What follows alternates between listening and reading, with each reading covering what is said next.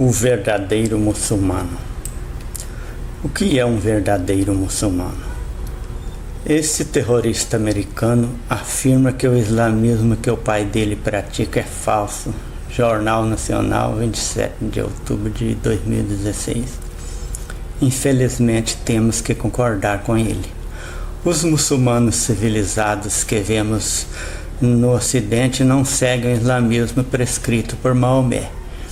Deus cobrará dos fiéis o sacrifício de seus bens e pessoa em troca do paraíso. Combaterão pela causa de Deus, matarão e serão mortos. Surata 9, versículo 111.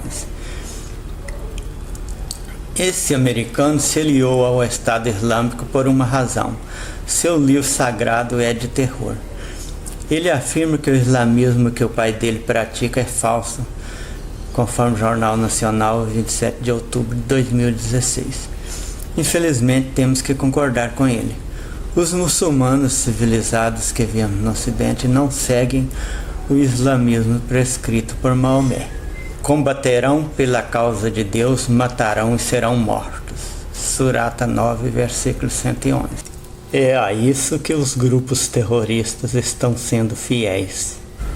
Quem simplesmente olha para os muçulmanos que vivem pacificamente em países cristãos tende a dar ouvido à alegação que circula na mídia de que esses grupos radicais fazem uma interpretação distorcida do Alcorão. Já é bem conhecido que em alguns países onde o islamismo é a lei, há até pena de morte para quem se converter a outra religião, e grande parte do mundo nem presta atenção nisso. O islamismo nasceu em um ambiente de terror mundial, quando a igreja cristã aterrorizava o mundo quase inteiro e surgiu como um terror contra terror. E como os religiosos afirmam que Deus não muda, o terror continua sendo ordem divina, crendo os mais fiéis ao Alcorão que a vontade de seu Deus é que sua fé deva ser imposta mediante perseguição, prisão, tortura e morte.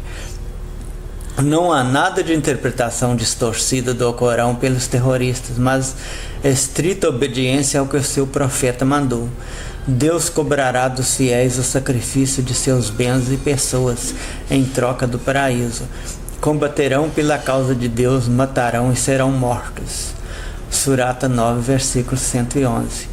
Infundiremos terror nos corações dos incrédulos. Surata 3, versículo 151. Enquanto que os incrédulos, ai deles, ele desvanecerá as suas ações. Porventura não percorreram a terra para ver qual foi a sorte dos seus antecessores? Deus os exterminou, semelhante sorte haverá para os incrédulos. Tal não ocorrerá aos fiéis, porque Deus é protetor dos fiéis, e os incrédulos jamais terão protetor algum.